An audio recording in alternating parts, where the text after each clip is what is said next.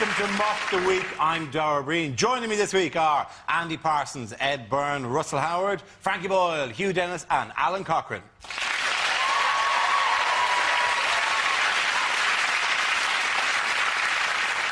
Our first round is called Headliners. Here's a picture of former Deputy Prime Minister John Prescott in typical statesman-like pose. But what does PTSD stand for? Put that sausage down. Is it Prescott to swallow Dorset?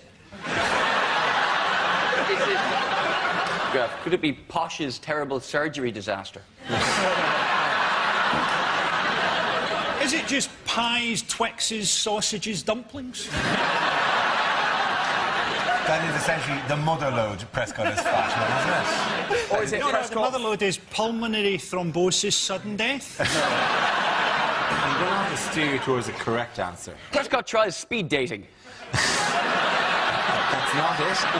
Is it Prescott? Have we got that right? Prescott, you're pretty... Yes! Yeah. Is it Prescott to stand down? It's exactly the correct answer. Very good.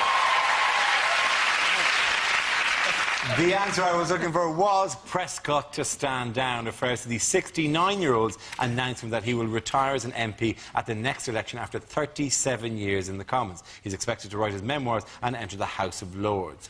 69? He doesn't look bad. Actually, doesn't look bad for 69. He looks like he's finally found a taste he doesn't like.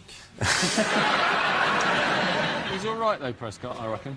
You're OK with Prescott? I've got a fan of Prescott. Yeah, good guy. We're going to suffer as comedians once he's gone. he said brilliantly, after he'd had the affair, and he'd gone to the ranch of that bloke in the States, but people were mostly thinking about the affair, he went on the Today programme and he said, I want to be judged by how I am on the job. I want to see his memoirs. It's going to be like the Doomsday Book of Food. 1997 was a very important year for me because Marathon changed its name to Snickers. Is it called Sex, Lies and Battenberg Cake? The life of pies. He's going to walk into a lot of directorships now, isn't he? Gangsters, Free Bentos, Nando's. What I like about Prescott is he'll use the money that he makes getting onto the gravy train to create an actual gravy train. Anyone else got any fat jokes? A little hash there. Paul, we'll exhaust the fat joke soon enough, I think. But brilliantly, he's now got a job in Europe, hasn't he? He's some representative to some European sort of parliament thing, in which he will have the distinction of being the only English politician ever to be simultaneously translated into English. He also used to say, it was very... They used to really panic. Every summer there was a thing about how, when Tony Blair was on holiday, John Prescott was left in charge of the country, and everybody went, oh, my God, Prescott's in charge of the country. And you think, actually, that's much less dangerous than him leaving the country on some parliament, like John Prescott sorting out Middle East peace, going, I'm here to sort out Middle East peace, but frankly, if somebody hits you, twat them. So the gist is, when Blair goes away, he was basically the summer Prime Minister. Yeah. Yeah, nice way of putting it. This is the first summer in which he hasn't been summer Prime Minister, and we've had foot-and-mouth terrorist attacks and giant flooding across the country. Are you suggesting he's some form of overlord? That seemingly he was quietly playing a blinder for all these years. He could have prevented the flooding if he just lay down next to the river. A human flood bank. Summer Prime Minister. That doesn't stop flooding, that just moves flooding further up the river. I'm sorry, but I don't know as much about flood defences as you do. Honestly, though, if a new London flood barrier is going to cost 20 billion quid, it's worth just dropping him in to see if it works. But it is somewhere should we wedge him in first and see how it works? Yeah. In the, although he was an MP for 37 years, because he used to be a steward on cruise ships. Yeah. That's where he started. He was a steward on cruise ships. Nicholas Soames is the big, huge, fat one from the Conservative Party. Every time John Prescott walked into the chamber to make a point, Nicholas Soames went, gin and tonic, please, steward. Nicholas Soames, of course, who was described, wasn't it, when he was like, somebody said, oh, what was it like having sex with Nicholas Soames? And they said, it was like a wardrobe falling on you with a very small key.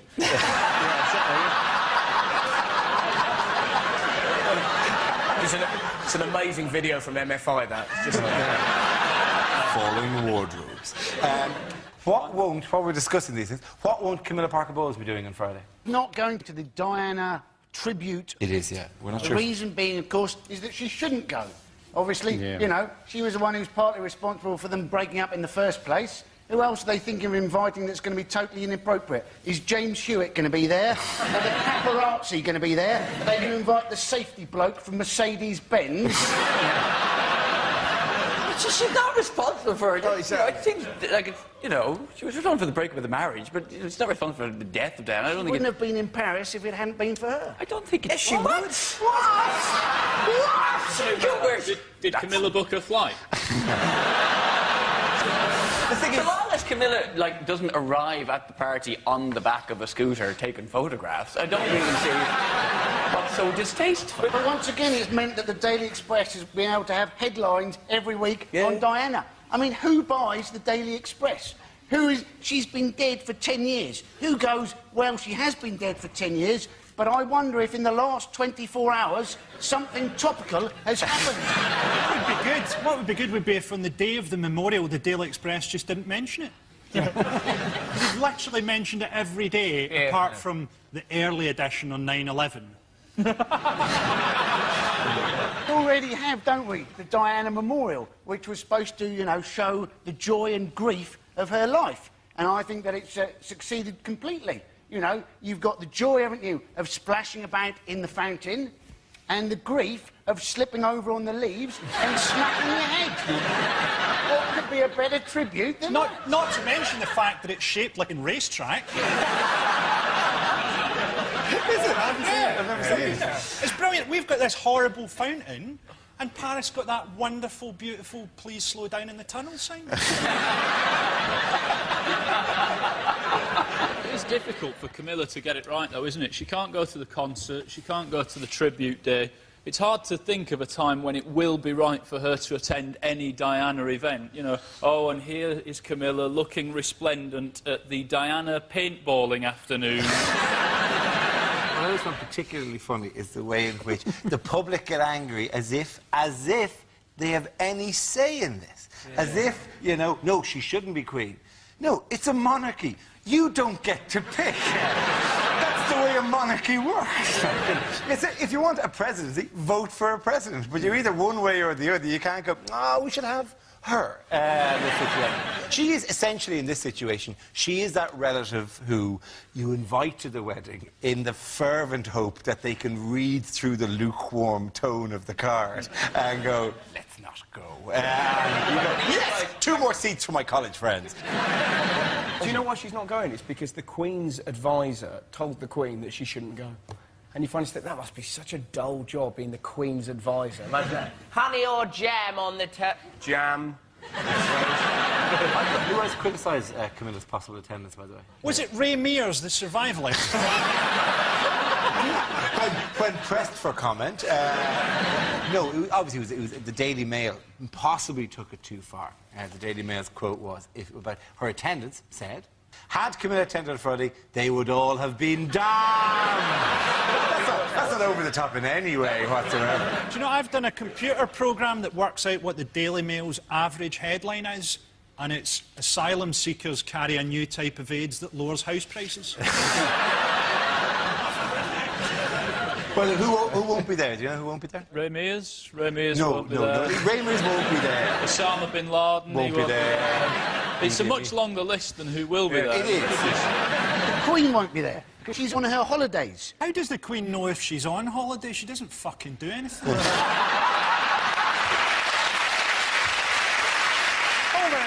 We're going to India next week. Is it work or a holiday? I have no idea. I wander around waving at people. It could well be work. People do love Diana, which is why they've got the Diana Society. She was voted, wasn't she, the 3rd greatest Briton of all time. Now, I did have a few problems with that particular poll. Number 17, greatest Britons of all time, Michael Crawford, right? Just ahead of Michael Faraday, Stephen Hawking and Alexander Fleming. Right? So the great British public had obviously gone, well, the invention of penicillin, electricity and the Big Bang Theory, not bad. but not quite as good as roller skating underneath a lorry whilst wearing a tank top going, ooh, Betty. At the end of that round, the points go to Frankie Hewitt-Allen.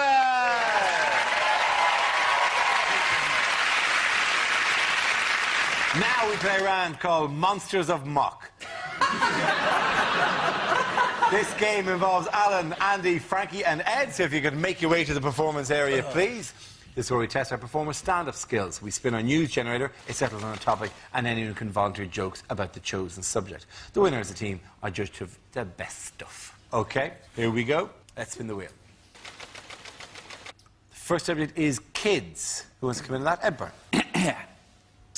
I had a great window recently into what it's like to have a child. I was on the tube in London and there was a woman there with her kid. And I know it was her kid because the kid said the word mum about 500 times. You know, one of those kids that just keeps going off like an alarm clock. Mum, mum, mum, mum, mum, mum, mum. And every now and again she'd go, what? But it was just like pressing snooze. Be off again a few minutes. And every time she'd say what, the kid would say something really innocuous and boring. Like, you could almost see the woman weighing it up in her head. Was that more or less irritating than the sound of it going mum, mum, mum? So, mum, mum, mum, mum, mum. What? That man has a hat. She did say this, though. She said the funniest thing I've ever overheard on public transport, about the 8th time the kid did it. Kid's going, mum, mum, mum, mum, mum. And without even looking, the woman just went, I can't believe how happy I was the first time you said that word. Well done, Ed. OK, let's spin the wheel again. And the topic is the smoking ban. Alan Cocker. I'm a big fan of the smoking ban. As a non-smoker and a keen drinker, for me, the end of the Blair government was just wonderful because they brought in 24-hour drinking and banned smoking. There were some nights where it was like I had my own Prime Minister. I was just sitting in watching the news and Blair would be looking out going, go on, Alan, have a good night out. Drink till 4 without going to a nightclub if you want. When you wake up the next day, just put the clothes straight on. You won't even smell. It's wonderful. We're saving about £3 a month on soap powder, which I don't know about you, but I'm putting directly into a lager fund. But my main tipple of choice when I go out is the bottles of Sol or Corona, because you know it comes with a little wedge of lime in it, and that counts towards your 5 a day. Very good, Alan Cochrane. OK, that leaves us with Andy and Frankie. Let's spin the wheel. The next topic is television. Frankie. The only TV award I've ever been nominated for was a Scottish BAFTA. A Scottish BAFTA. It's like hearing that the animals have their own Olympics. You hear all this stuff about TV being faked. Of course it's faked. It's all faked. You know that documentary a couple of weeks ago about tribal warfare among monkeys? That was all filmed in a Gates's wine lodge in Dundee. Comic relief is faked. Everybody in Africa is fine. I saw a documentary about Paris Hilton, and this could just be a story, but it said that when she was in jail, the warders put sperm into her porridge. That must have been a horrible moment for her. Oh, there's porridge in this.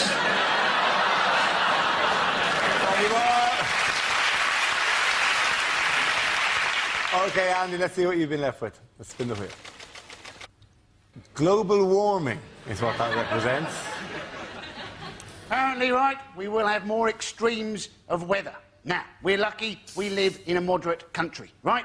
Rest of the world, they have a tornado, an earthquake, thousands dead, homes destroyed, large-scale devastation. We in Britain, we have a tornado, well, 2 chimney pots cracked, 1 cat missing, 1 frozen chicken looted from Iceland. Well done, Andy Parker. The points there go to Ed and Andy.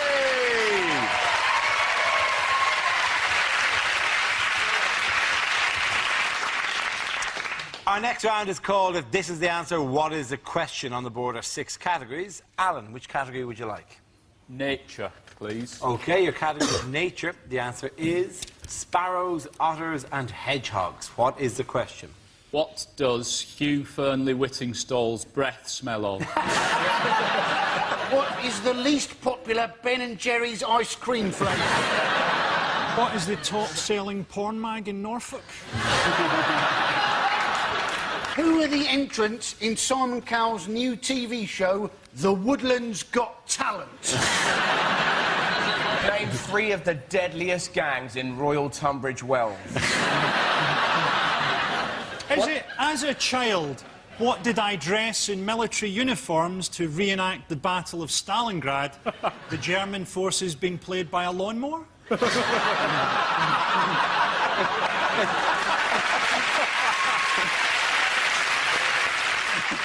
Any of the correct answer? According to... What's recently been put on the endangered species list? Absolutely it right. is. Well done, Ed Byrne. Congratulations. Very good. Yeah. Yes, the correction I was looking for is name 3 endangered species on a recently updated government list. On the list are over 1,000 plants and animals, a number that has doubled in the last decade. Significant new additions include hedgehogs, house sparrows and salmon. Why are they becoming endangered now? Any ideas? Because they can't find them. That's it. It's not because... Well, no, it is. Basically, the field mice, there's a field mouse that's the size of a 2p, and they've gone, no, we can't find them. I reckon the mice just react in the same way we do when we see people with clipboards, you know, trying to get charity like that. Go, oh, there they are, hide. They've gone, party time for the mice. They do reckon it's tidy gardens, don't they? They reckon that gardens are too tidy, so sparrows, otters and hedgehogs are all... they're dying, but really they should just move. Because there's some really shitty gardens, isn't there? There's gardens that are overgrown where they could have a fridge and a mattress as well, if they really thought about it on some estates. You're right. It is short-sightedness on behalf of the otters. Maybe it's time for them to get on the property ladder and have their own garden. Animals are just rubbish. Like, they're not doing well in Britain. Let's give another needy animal a shot at making it in this country. You know, every time a sparrow dies, we should replace it with a crocodile. You hit one of those in your car, hey, you've got a lovely pair of trousers. There's a lot of animals that are, and not just in Britain, but that are on the endangered species list that kind of deserve to be. Like pandas, giant pandas. Yes, they're very cute and all that.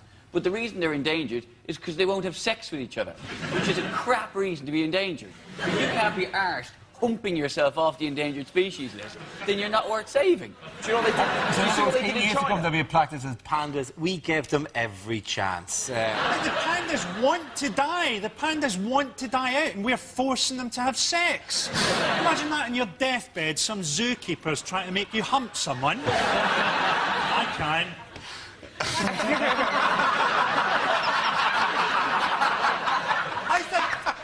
It's not a bad extinction, is it? I mean, it's less stuff to have to learn to teach your kids. Yeah. What's that, Daddy? Well, it's a dog, because there's only dogs left. Because we like them. Yeah. Easy to keep going. I'll kill anything. I've moved out of the country now, and my missus won't let me kill anything. Because something else always eats it. Why? When you're in the middle of the city, she allowed you to go out and kill it? I found a tramp. It wasn't a problem. I've taken and killed him. And the annoying thing is... want to die! I tell you what's bizarre. Have you said because it's just Darwinism and the animals are changing to adapt to us? Have you seen what birds in the city now apparently sometimes mistake car horns and ringtones for mating calls? Which is just hilarious. Just the idea of some poor bird. Next time you honk your car, basically you're turning on a bird. You know, just this bird flying over, going, "You're right, lads, I'm in love." What does she sound like? A little bit like na na na na na na na na. Part of the problem, though, is that more and more people have got cats, and they're killing all of the little creatures. Yes. My next-door neighbour's cats, they come over, kill all the little things in my garden, and then do a shit. And the next-door neighbour goes, "Oh, it's all right, they're marking their territory." And I'm thinking, it's not its territory, it's my territory. I shouldn't have to have a crap in my own garden just to keep the cat out. If their cat's going to come into my garden and have a crap, I should go into their bloody kitchen, have a crap in their cat tray.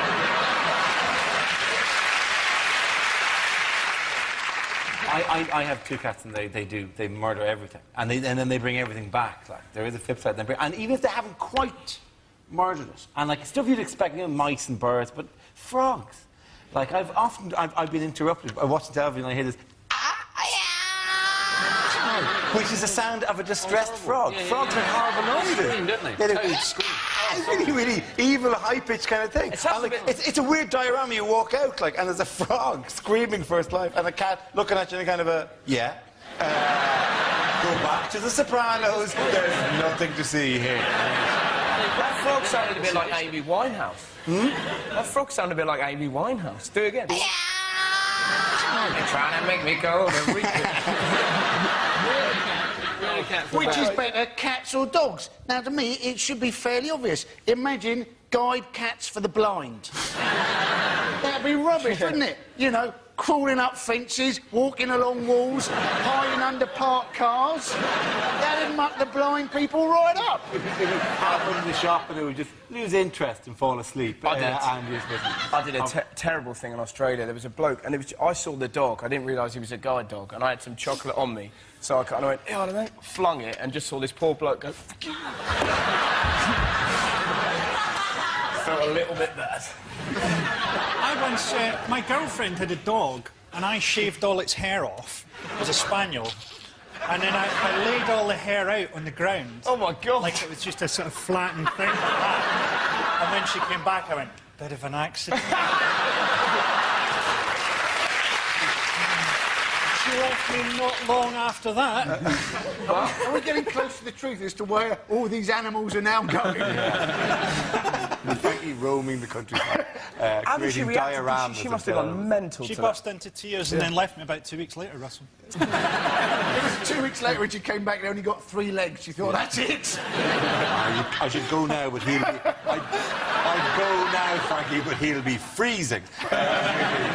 In political news, who's been getting tough on crime this week? The A-Team. The A-Team. The A-Team are getting tough on crime this week, yes. Cameron around this time. Yes, David Cameron, you're right. He's another of... Well, because he's panicking but there might be an election. Yeah. And so he's just throwing out policies willy-nilly. He's think of a new policy every 15 minutes. On the subject of the election, he said, if you look at my leadership as a whole, like the last 18 months, for the vast majority of that, I was ahead. And that is what people will judge me on. And you gotta go, well, that's not the way it works. You can't go, well, we were 1-0 up for 89 minutes. And 2 late goals that statistically are irrelevant. What does it matter what Cameron says anyway? It's like Ben Stiller saying that he's going to lower income tax, or Wayne Rooney committing more troops to Iraq. It's just you've got to have power for it to have any sort of relevance. Absolutely. Well, he's blaming video games. Well, he's saying... and rap music as well. I think it's difficult for David Cameron to tell kids not to listen to hip-hop when we all suspect he really likes Enya. You can overdo this old violent films goes to, you know, people copy violent films, because surely in which case people would also copy non-violent films. Surely if that's the case, you could go along to King's Cross, stand in between platforms 9 and 10 and watch little kids running up, smacking their head on the pillars, desperately trying to find platform 9 3/4. I think it is funny when they do that, though, isn't it? Try harder! Try harder! You're just not believing enough. You've given yourself the mark, though. It's this whole thing, isn't it, where they're trying to control role models, and they're talking about role models for black kids and so on. You think, well, kids choose bad role models. That's what they do. They look up to idiots. I mean, who's the role models for white kids? Wayne Rooney. I mean, he's going to finish his contract at Man U and then be released into the wild. Papers are full of all this obscene stuff that his girlfriend buys him. He'd be happy with just a tyre on a rope. At the end of that round, the points go to Frankie Hewitt-Allen. Now we've come to our final quick-fire round called Scenes We'd Like to See. This is for everyone, so if you could all make your way over to the performance area, please. I called ideas for scenarios we'd love to see, and the performers come in with their suggestions. OK, here we go. The first subject is things an athletics commentator would never say. There's a white man in the final of the 100 metres. Good luck with that. That man runs like a panther. And if he could learn to use just 2 legs, he'd be absolutely unbeatable. And I've got to say, it's a surprise, yes, the winner of the marathon of 4 blokes tied together dressed as Spider-Man. This should be a laugh. Women running. Lane 1, the UK. Lane 2, the USA. Lane 3, closed for resurfacing. And here come the walkers now, mincing their way into the stadium. And in this final of the women's gymnastics, I've been nailed to my chair for my own good. There's the bell! Can someone get the door, please? I'm commentating. Tragedy in the water polo, as most of the horses drown. And the urine sample appears to have melted the beaker. That's not a good sign. And in the end, it took a photograph to separate them. The one of him shagging a pole dancer in Nevada. And in the slow-motion replay, you can quite clearly see his cock swinging from side to side. The next topic is the worst thing to say when running for US president. I intend to withdraw from Iraq, invade some real pussies like Spain. Hi there, I'm like George Bush, only less intelligent. I will never forget the terrible events of 9/12. Now, I know what you're thinking. A Sagittarius for president, but I have Leo rising.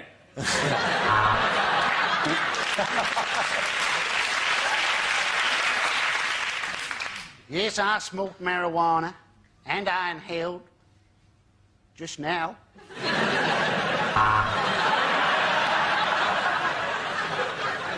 There are no skeletons in my closet, just a black latex dildo suit.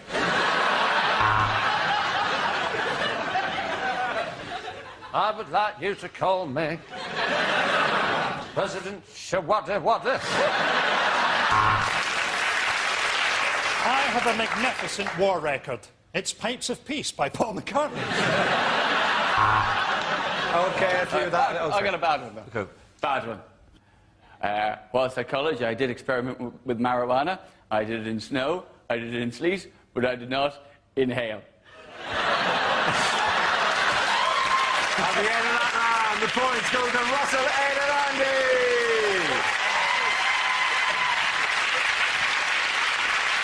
And that's the end of the show. This week's winners are Frankie Boyle, Hugh Dennis and Alan Cochrane.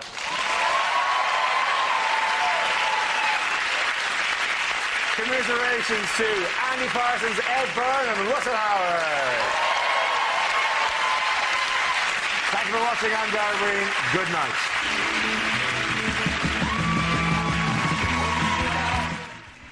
Next here on BBC Two, Tommy Saxondale, The Counsellor. At 10, the BAFTA-winning Mitchell and Webb. And Russell Howard is on 6 Music on Sunday mornings at 10. Meanwhile, Hugh Dennis is back and doing battle with his kids, Outwitted and Outnumbered, at 10:35 on BBC One.